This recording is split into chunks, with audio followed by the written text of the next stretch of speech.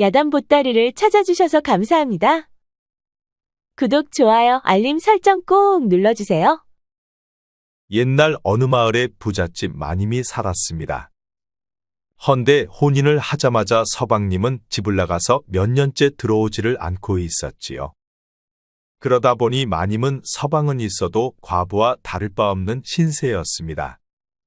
그래서 속이 상한 마님은 어느 날 여종을 데리고 암자로 떠났습니다. 그리고 기도를 마치고 산을 내려오고 있었지요. 아니 그런데 갑자기 소낙비가 내리는 게 아니겠습니까? 아니 갑자기 웬 소낙비가 내린단 말이냐? 마님, 올라올 때 보니까 근처에 작은 동굴이 하나 있었습니다요. 그렇다면 어서 그리로 앞장서거라. 그리하여 마님은 여종과 같이 산길을 달려갔지요. 한참을 가다 보니 언덕 위에 작은 동굴이 하나 보였습니다. 그리하여 비에 쫄딱 맞은 두 사람은 동굴로 들어갔지요. 아이고 얘야, 옷이 비에 홀딱 젖어버렸구나. 그럼 마님, 벗어서 일해 주셔요. 지가 물기를 짜드리겠습니다요.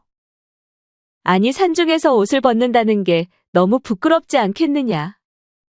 아니 마님, 이곳은 아무도 없는데 부끄러울 게 뭐가 있겠습니까요? 코뿔에 걸리는 것보다 그게 낫지 않겠습니까요?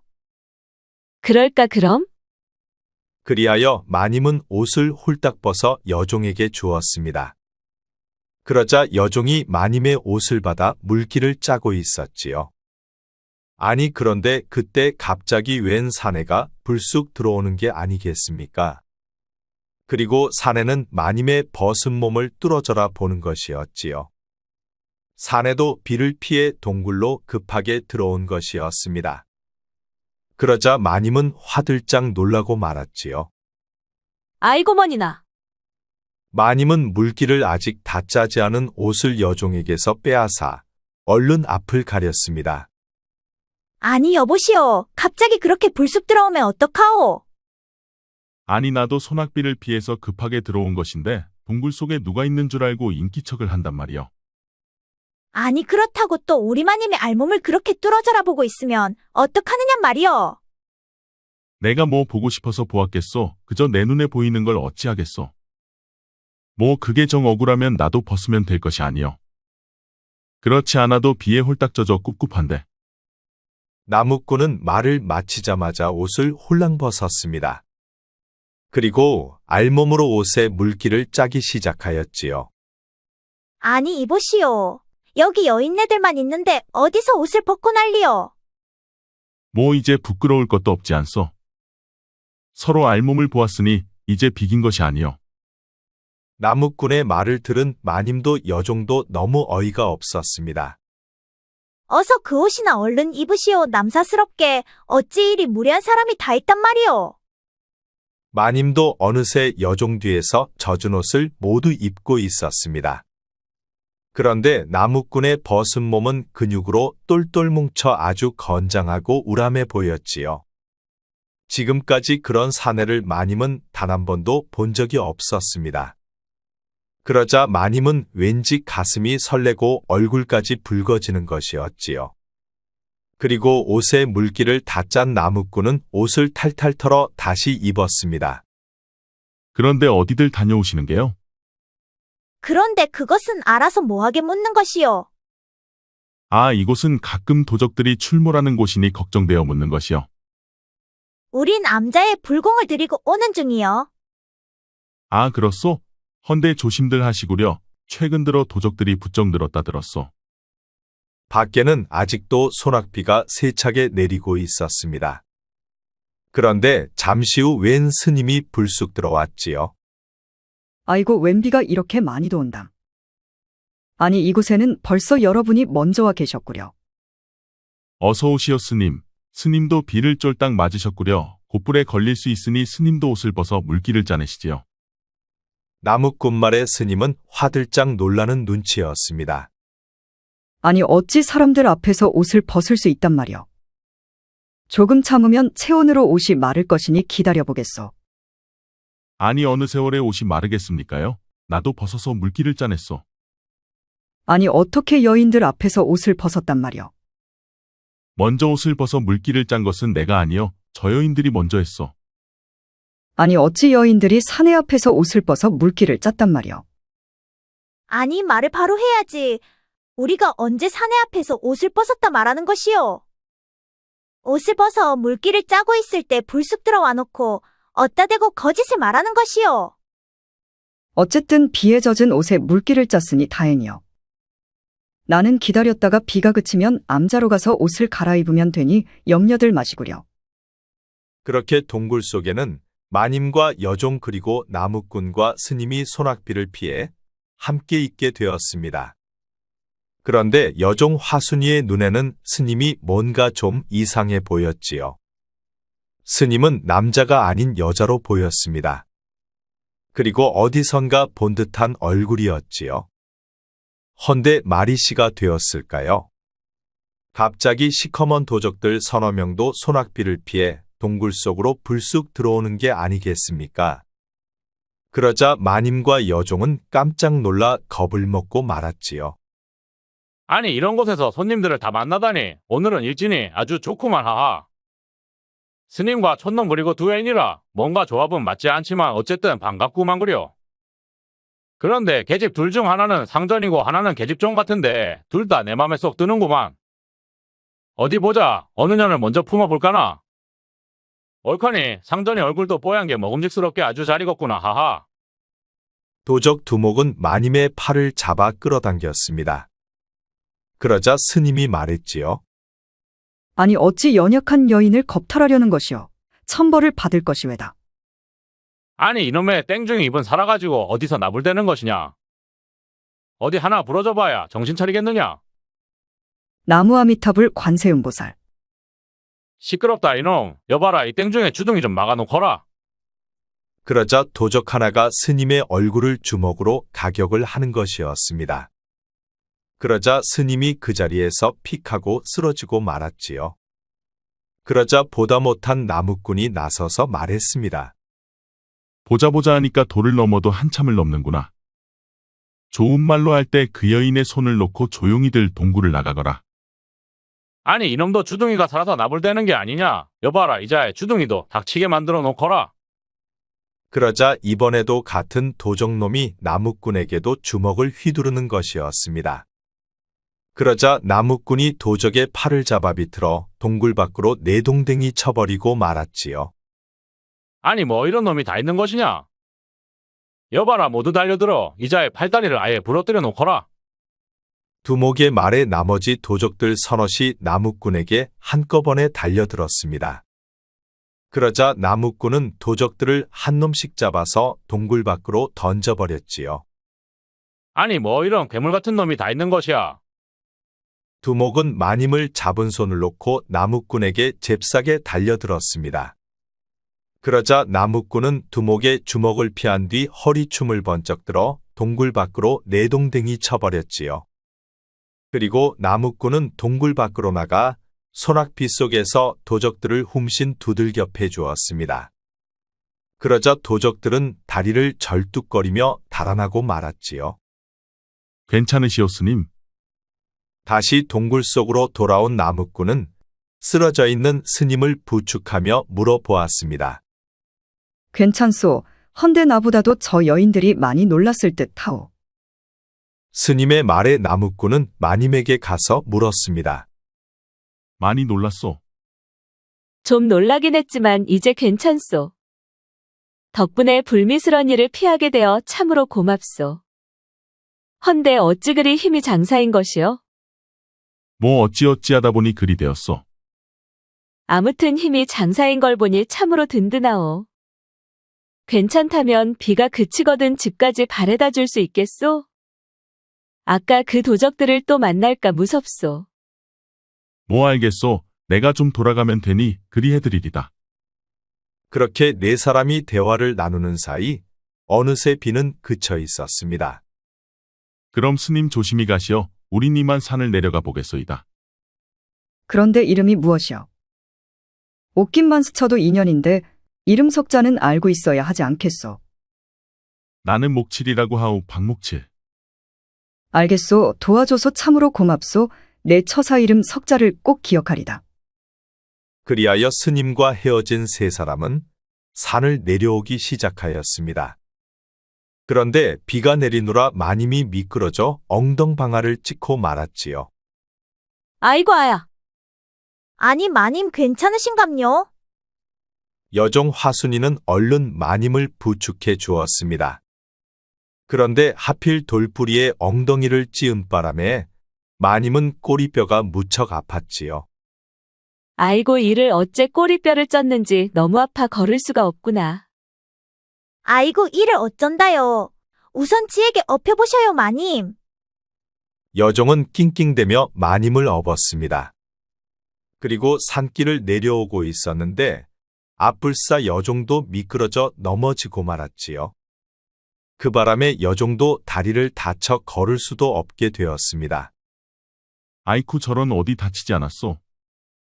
나도 다리를 크게 다친 것 같소. 이를 어쩌면 좋소. 어디 한번 봅시다. 나무꾼은 여종의 치마를 걷어 올리고 다친 상처를 보았습니다. 그러자 상처가 크게 나 있었지요. 저런 두 사람 다 의원부터 찾아봐야겠어. 그러니 내 등에 둘 다 업히시구려. 아니, 남녀가 유별하건을 어떻게 총각의 등에 업힌단 말이요. 뭐 업히기 싫으면 이곳에 계시던가요? 나도 마냥 기다릴 수는 없으니 이만 가보겠소. 나무꾼이 간다는 말에 여종은 이대로 보내면 안 될 것 같았습니다. 업히겠소. 마님, 지가 먼저 업힐 테니 마님은 지 등에 업히셔요. 그래, 어쩔 수가 없구나. 그리하여 여종이 먼저 나무꾼 등에 업히고 마님은 여종 등에 업혔습니다. 아니 그런데 나무꾼의 소뚜껑만한 손이 마님의 엉덩이를 덥석 잡는 게 아니겠습니까? 그러자 마님은 화들짝 놀라고 말았지요. 하지만 업고 가려면 불가피했기에 마님은 내색을 할 수가 없었습니다. 지금까지 어떤 사내에게도 엉덩이를 잡혀본 적이 없던 마님은 심장이 요동치기 시작하였지요.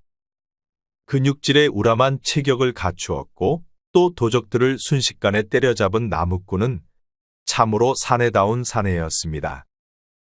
그런데 그런 사내가 엉덩이를 붙들고 있으니 마님의 심장은 불이 난 듯 방망이질을 하였지요. 헌데 그런 느낌은 마님뿐만이 아니었습니다. 여종도 심장이 터질 것만 같았지요. 사내 등에 처음 업혀본 여종 화순이는 묘한 감정을 감출 수가 없었습니다. 온몸이 벌겋게 달아오르고 얼굴까지 붉어졌는데 그런 느낌은 처음이었지요.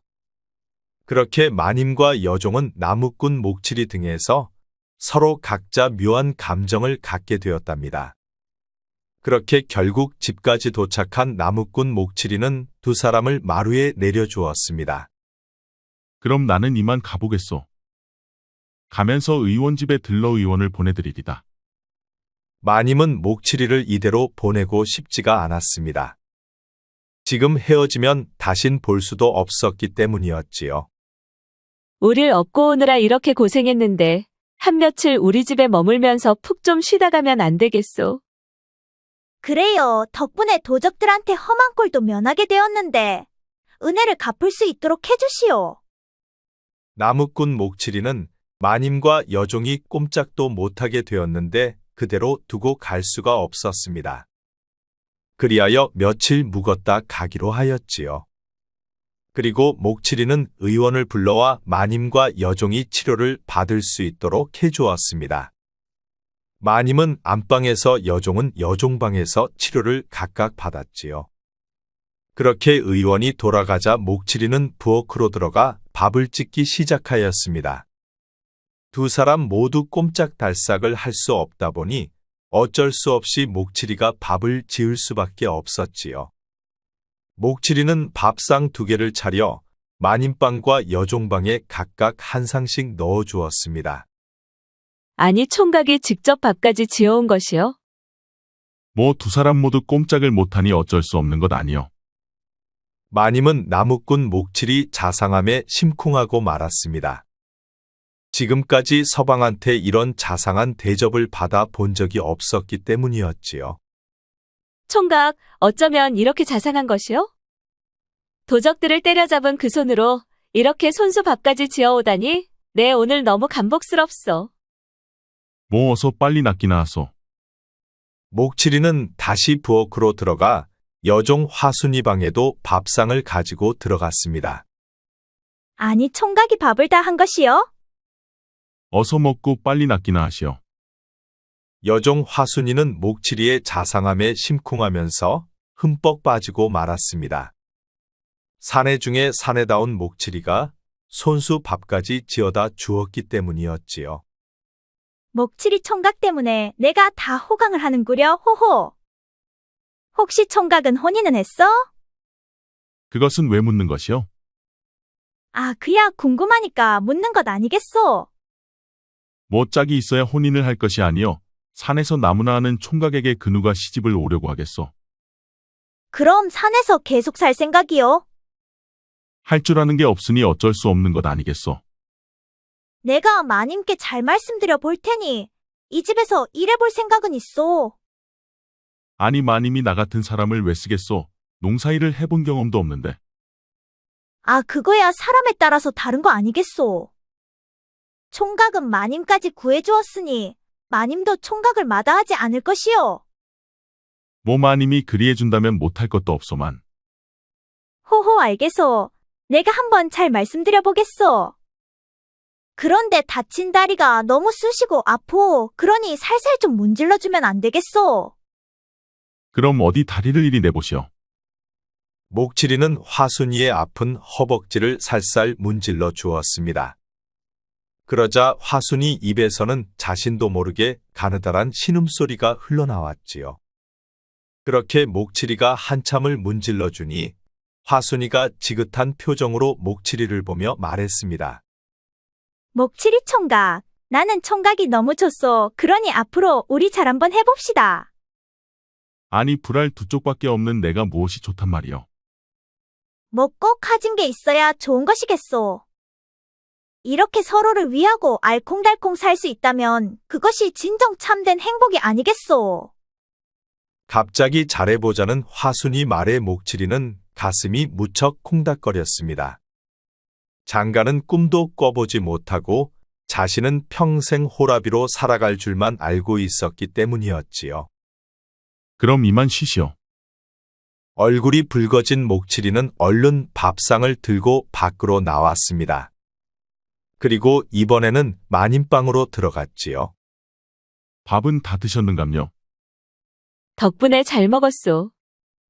목칠이는 마님의 밥상을 들고 밖으로 나오려 하였습니다. 총각 잠시만 이리 가까이 와서 앉아보시오. 마님의 말에 목칠이는 마님 곁에 바짝 다가가 앉았습니다. 왜 그러시오? 총각은 올해 몇이요? 딱 올해 30이요. 그렇구려. 그럼 나하고 2살 차이밖에 나질 않는구려. 내 비록 서방이 있기는 하나 과부 신세가 된 지 오래되었소. 그래서 하는 말인데 목칠이 총각이 오늘 밤 내 곁을 지켜주면 안 되겠소? 아니 곁을 지켜달라니 밤중에 무엇이 나타나는 것이오? 아니 그런 게 아니라 말하자면 나도 여인이란 말이요. 마님은 갑자기 목칠이의 두 손을 덥석 잡았습니다. 그러자 목칠이는 순간 놀라고 말았지요. 잠시만 있으시오. 내가 소피가 급하구려. 목칠이는 얼른 밥상을 들고 밖으로 나왔습니다. 그리고 흥분된 가슴을 가라앉혔지요. 아니 이게 뭔 난리여. 내 평생의 여인이 한꺼번에 2명씩이나 달라붙다니. 이게 꿈이여 생시여. 목칠이는 꿈인지 생시인지 분간이 되질 않았지요. 마님과 여종이 먹은 밥상을 치우고 목칠이는 사랑방으로 들어갔습니다. 그리고 코를 드르렁골며 곧바로 잠이 들었지요. 그 다음 날 일찍 일어난 목칠이는 밥상을 준비하여 아침상과 점심상을 마님과 여종방에 넣어 주었습니다. 그리고 저녁상도 준비를 해 주었지요. 아니 그런데 마님이 밥숟갈도 뜨지 않은 채 울먹이며 목칠이를 붙들고 말하는 것이었습니다. 목칠이 총각, 이제 나는 총각이 없으면 안 될 것 같아. 내 마음은 온통 총각에게 가 있어. 총각이 눈앞에 없으면 보고 싶고 언제나 찾아올까 자꾸만 기다려지는데 나도 내 마음을 주체할 수가 없어. 이래선 안 된다는 것을 알면서도 마음이 자꾸만 가는 것을 나도 어찌할 수가 없어. 그러니 오늘 밤은 총각이 내 방에서 묵어주면 안 될까? 나무꾼 목칠이는 마님의 적극적인 애정 공세에 어찌할 바를 몰랐습니다. 헌데 또 마음 약한 목칠이는 마님을 거부할 수도 없었지요. 아, 알겠소. 그러니 그만 우시구려. 정말이요? 오늘 밤 내게 와줄 것이요? 그렇소. 그럼 나는 이만 나가보리다. 목칠이는 밥상을 두고 밖으로 나왔습니다. 그리고 여종 화순이 밥상도 챙겨주었지요. 그러자 여종은 밥을 맛있게 먹었습니다. 목칠이 총각, 어젯밤 총각은 내가 보고 싶지 않았어. 나는 총각 생각하느라 한숨도 못 잤는데. 나는 머리만 닿으면 잠이 들다 보니 생각할 겨를도 없었소. 뭐 그런 거라면 아무래도 상관은 없소. 허나 이제부터 총각은 내 생각만 해야 하오. 총각에게 여인은 나뿐이요. 알겠소? 그리고 오늘 밤 마님이 주무시거든 내 방으로 좀 와보시오. 아니, 한밤중에 왜 오라는 것이요? 아, 그야 할 게 있으니 오라 하는 것 아니겠소. 마음 약한 목칠이는 못 간다 할 수가 없었습니다. 뭔 일인지는 몰라도 일단 알겠소. 목칠이는 밥상을 들고 얼른 밖으로 나왔습니다. 아니, 이게 뭔 난리여. 어찌 한밤중에 다들 방으로 나를 오라 하는 것이냐 말이여. 마님과 여종의 부탁을 냉정하게 거절하지 못한 목칠이는 고민이 많았습니다. 오늘 밤 누구 방으로 가야 할지 무척 고민이 되었지요. 아니, 이거 참 난감하게 되었군. 마님방으로 들어가면 화순이가 서운할 것이고 그렇다고 마님과의 약속을 무시할 순 없으니 참으로 난감하도다. 뭐 어쨌든 약속은 했으니 일단 지켜야 하는 게 도리인 게지. 그리하여 목칠이는 밤이 되어 마님방으로 들어갔습니다. 어서와 총각 기다리고 있었어. 이리 가까이 와줘. 목칠이는 마님 곁에 바짝 다가가 앉았습니다. 나 좀 일으켜 세워줘. 그러자 목칠이는 마님 등에 손을 받치고 일으켜 세워주었지요. 아니 그런데 마님이 앉자마자 목칠이 품에 덥석 안기는 것이었습니다. 그리고 목칠이 옷고름을 풀었지요. 목칠이는 심장이 떨려 어찌할 줄을 몰랐습니다. 아니 그런데 어느새 마님의 손은 목칠이 바지춤 깊숙이 들어오고 있었지요. 그리고 태어나 처음으로 사내에 그것을 여인에게 잡혀본 목칠이는 깜짝 놀라고 말았습니다. 그러다 보니 목칠이는 벌떡 일어나 바지춤을 붙들고 밖으로 냅다 뛰쳐나가고 말았지요. 아니, 얘 어딜 가는 것이야. 그러고 가버리면 내가 뭐가 되느냔 말이야. 목칠이는 어느새 사라지고 없었습니다. 에휴, 내 팔자의 사내복은 어찌 이리 지지리도 없는 것일까. 목칠이가 나가고 마님은 눈물이 흘러내렸습니다. 서방은 혼인만 하고 지금까지 단 한 번도 마님을 안아본 적도 없었지요. 그러니 아직도 마님은 처녀였던 것이었습니다. 혼인만 하고 밖으로만 도는 서방 때문에 마님은 마음의 상처도 크게 받았지요. 이번 생은 내가 너무 비참하구나. 여인으로 태어나 여인이었던 적이 한 번도 없으니 이 얼마나 팔자가 기구하느냔 말이다. 대문 밖까지 뛰쳐나온 목칠이는 심호흡을 크게 하며 놀란 가슴을 쓸어내렸습니다. 헌데 또 여종 화순이와의 약속이 남아 있었지요. 설마 화순이도 내게 덤벼드는 것은 아니겠지? 내가 아직 경험이 없다 보니 이럴 땐 어떻게 해야 하는지 도통 모르겠구먼. 목칠이는 다시 심호흡을 크게 하고 여종방으로 들어갔습니다. 어서와 목칠이 총각 기다리고 있었어. 그래, 다친 곳은 좀 어떻소? 내일쯤이면 걸어도 될 것 같아. 그래도 이만하길 다행이구려. 목칠이 총각, 내일은 내가 마님께 잘 말씀드려 볼 것인데 만약시 마님께서 허락하시면 나와 혼인할 생각은 있어. 갑작스런 여종의 말에 목칠이는 깜짝 놀랐습니다. 그것이 일단 마님의 이야기를 들어보고 그때 가서 보더라고. 그럼 얼른 자고 내일 봐. 목칠이는 얼른 여종의 방을 서둘러 나왔습니다. 아니, 어딜 가는 것이야? 오늘 밤 나와 함께 있기로 하지 않았는가벼? 목칠이는 어느새 사랑방으로 돌아와 있었습니다. 아따 참말로 여인들에게 인기가 많아도 쉬운 게 아니구먼. 하나를 선택하면 다른 하나가 서운할 것이니 이럴 땐 어떻게 해야 하느냐 말이여. 방으로 돌아온 목칠이는 또 금방 잠이 들고 말았습니다. 그리고 다음날 아침 일찍 부엌으로 가보니 여종 화순이가 일어나 밥을 짓고 있었습니다. 아니 이제 움직여도 괜찮은 것이요? 응, 아직 조금 통증은 있어도 이 정도면 괜찮을 것 같아. 목칠이 총각, 이리 와서 내게 잠시만 안겨봐. 어젯밤 총각이 보고 싶어서 한숨도 못 잤어. 아니 마님이 보면 어쩌려고 그려. 아마님은 부엌에는 잘 안 들어오셔. 그러니 어서 날 좀 안아줘봐. 여종의 성화에 마음이 약한 목칠이는 화순이를 안아주었습니다. 그러자 화순이가 목칠이를 힘주어 꼭 안았지요. 그러자 그 순간 목칠이는 가슴이 무척 두근거렸습니다. 이제 되었지? 목칠이는 어느새 밖으로 주랭랑을 치고 있었습니다. 호호, 저리 덩치 큰 사내가 이리도 귀엽다니 호호. 역시 목칠이는 때묻지 않은 아주 순수한 총각이야 호호. 마님의 밥상을 준비한 화순이는 밥상을 들고 안방으로 들어갔습니다. 마님 어서 일어나서 진지 드셔요.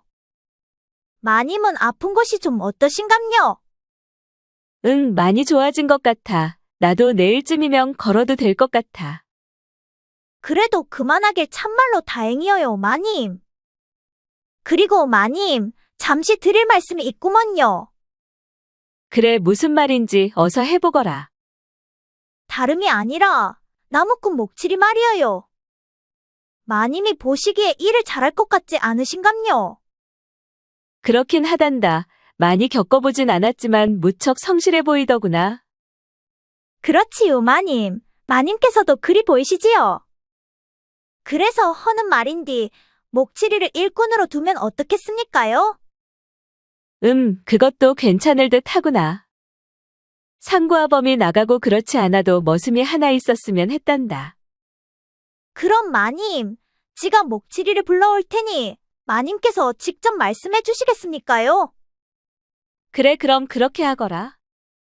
그리하여 신이 난 화순이는 얼른 달려가 목칠이를 불러왔습니다. 부르셨소 마님. 그래, 불렀느니라. 화순이 말로는 내가 무척 일을 잘할 것 같다고 하더구나. 그래서 묻는 것인데 우리 집에서 일해볼 생각은 있느냐? 모 마님께서 하라 하시면 한번 해보겠소. 그래, 그럼 우리 집에서 일해보거라. 잘하시었습니다요, 마님. 틀림없이 목칠이는 마님을 실망시켜드리지 않을 것이구먼요. 그리하여 목칠이는 나무꾼이를 청산하고 마님 집에서 여종 화순이와 같이 일을 하게 되었습니다. 논밭은 모두 새를 주어 농사일은 없으니 마당 쓸고 장작을 패는 등 집안일을 주로 하였지요. 그러다 보니 그런 목칠이를 보면서 마님과 여종은 각자 다른 상상을 하였답니다. 그렇게 며칠이 지나니 마님도 이제 밖으로 나와 걸을 수 있게 되었지요. 그러다 보니 여종도 마님도 본래의 생활로 돌아가 있었습니다. 그러던 어느 날 여종 화순이는 빨래터에 빨래하러 가고 없을 때 마님이 목칠이를 불렀습니다. 부르셨소 마님. 그래, 목칠아, 그동안 치료하느라 목욕을 못했더니 꿉꿉하구나. 그러니 내 방에 목욕물 좀 데워오거라. 알겠소. 목칠이는 가마솥에 물을 붓고 불을 지폈습니다.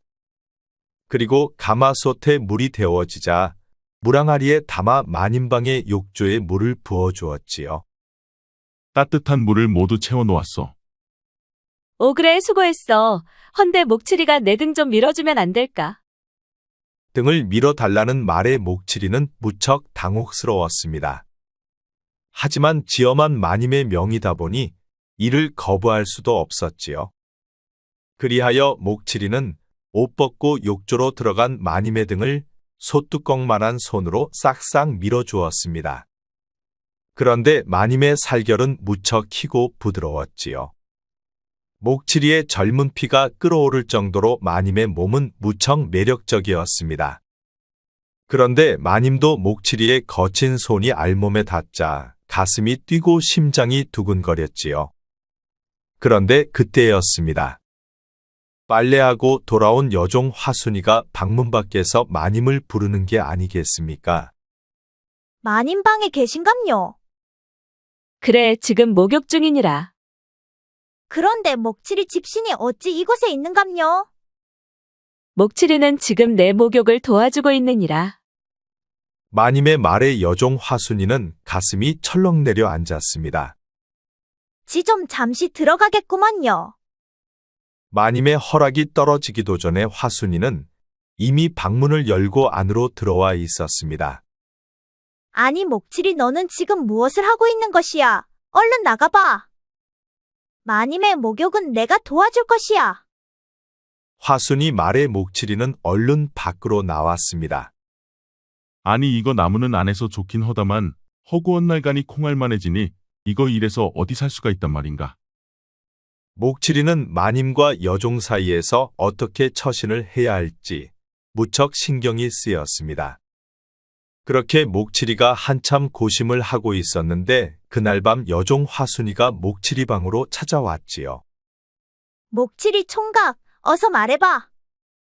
나하고 혼인을 할 것이야 말 것이야. 이제 산으로 가지 않아도 되니 목칠이 생각을 말해보란 말이야. 아니 그것을 지금 꼭 말해야 하는 것이요? 그려 지금 말해야 효. 요새 뭔가 자꾸 마님의 눈빛이 이상한 것이 내가 불안해서 안 되겠구먼. 그렇담 내게 며칠만 말미를 주더라고 나도 생각을 정리해야 할 것이 아닌가벼. 그래 알았어. 며칠 후에는 꼭 내게 말해줘야 효. 한바탕하고 돌아간 화순이 때문에 목칠이는 고심이 무척 많았습니다. 마님도 화순이도 목칠이에게는 함부로 할 수 없는 사람들이었기 때문이었지요. 그렇게 또 며칠이 흐른 어느 날 화순이가 집을 비우자 마님이 또 목칠이를 불렀습니다. 부르셨소 마님. 그래, 목칠이 어서 방으로 들어와줘. 목칠이는 신발을 벗고 안방으로 들어갔습니다. 그러자 마님이 말했지요. 저번에 암자에 다녀오다 엉덩이 뼈를 다친 후로 엉덩이에 뭐가 났는지 자꾸만 아프네. 그러니 목칠이가 한번 봐줘. 아 그렇소? 어디 한번 이리 내보시오. 목칠이는 엉덩이가 아프다는 마님의 말에 얼른 마님을 엎드리게 하고 엉덩이를 까보았습니다. 그러자 마님의 엉덩이에 커다란 종기가 나 있는 게 아니겠습니까?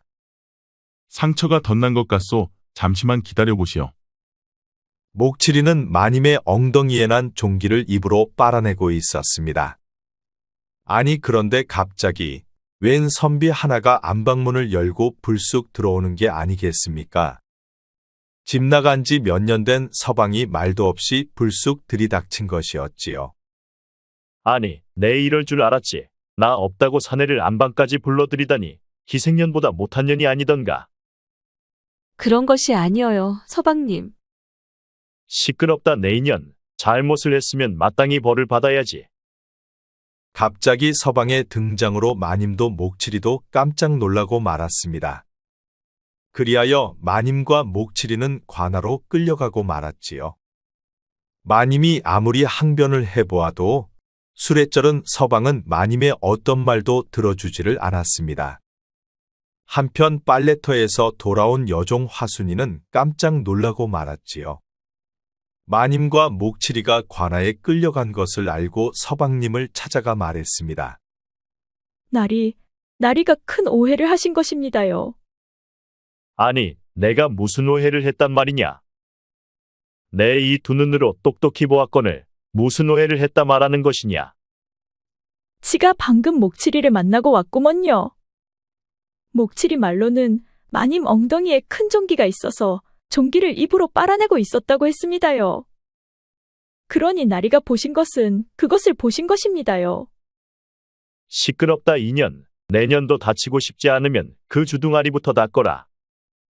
딴 마음이 없었다면 의원을 불러 치료했을 것이다. 헌데 의원을 부르지 않고 목칠이 놈을 불렀다는 것은 이미 마음속에 딴 마음이 있었던 것이니라. 그렇다면 나리, 목칠이는 억울한 게 아니겠습니까요? 그러니 목칠이는 방면을 시켜줘야 하지 않겠습니까요?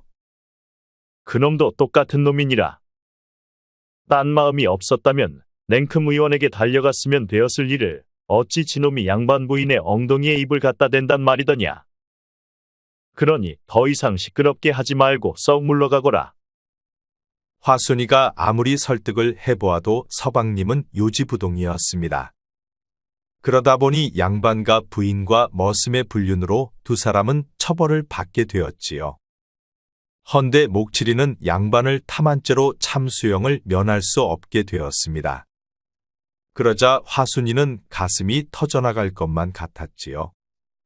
태어나 처음 사랑한 사람을 이대로 잃을 수는 없었습니다. 그리하여 화순이는 고심고심 끝에 암자로 쉬지 않고 달려갔지요. 그렇게 달리고 달려 암자에 도착한 화순이는 동굴에서 만났던 스님을 찾아갔습니다. 스님 드릴 말씀이 있습니다.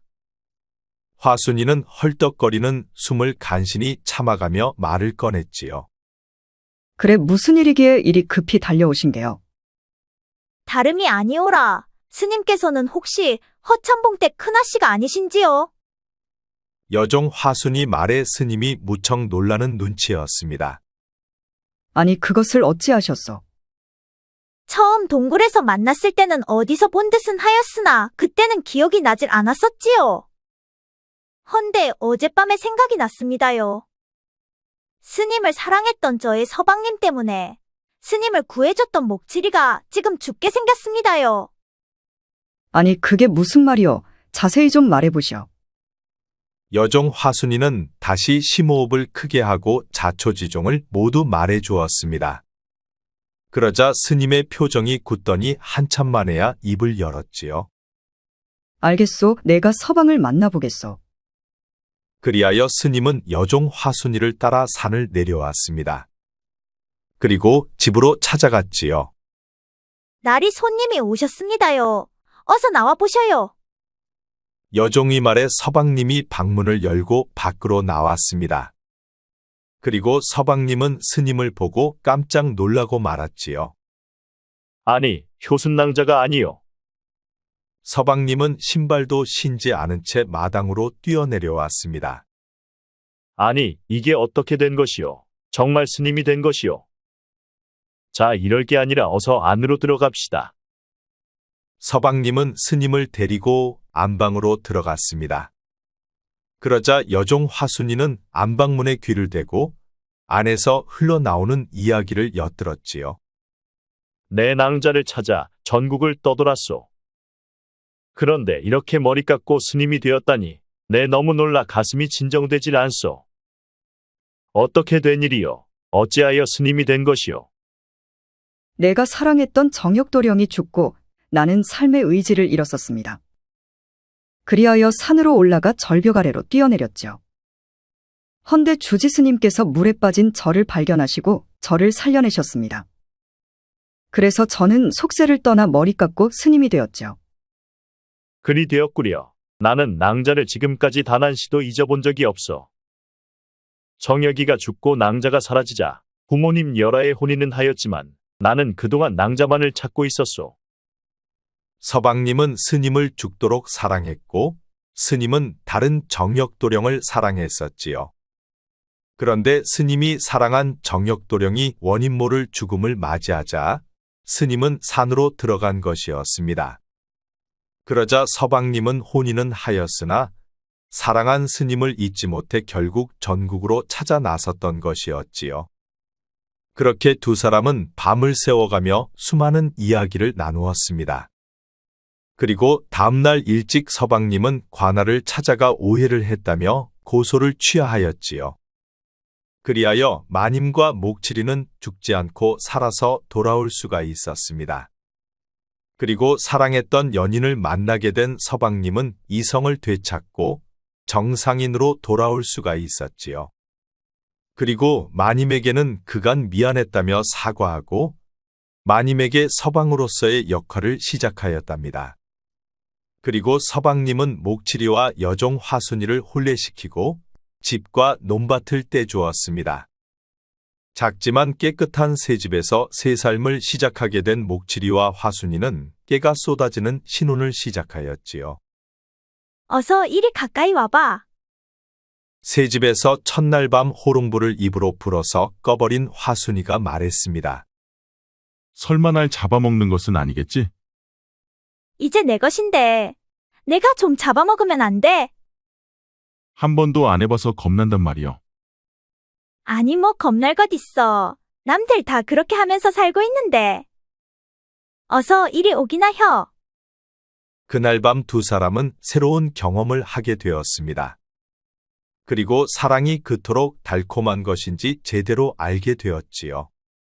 그 후로 목칠이는 일만 끝나면 집으로 후다닥 달려왔습니다. 그리고 밥하는 화순이 손을 잡아 끌고 방으로 달려갔지요. 어느새 두 사람에게는 눈에 넣어도 아프지 않을 아이들이 태어났습니다. 작고 깨끗한 행복이 넘치는 집에서는 웃음소리가 끊이질 않았답니다. 옛말에 복생어, 무의환생어, 다욕이라는 말이 있습니다.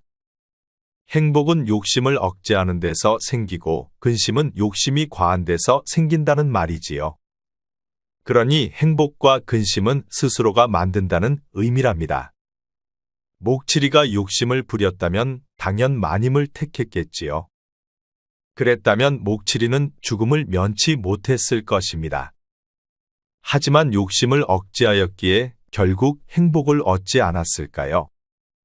우리 영상을 시청하시는 여러분 모두 항상 건강하고 행복하기를 바랍니다. 구독과 좋아요, 알림 설정 꼭 부탁드립니다. 앞으로도 재미있는 이야기가 많으니 다른 영상도 재미있게 봐주세요. 우리 이야기가 재미있으셨나요?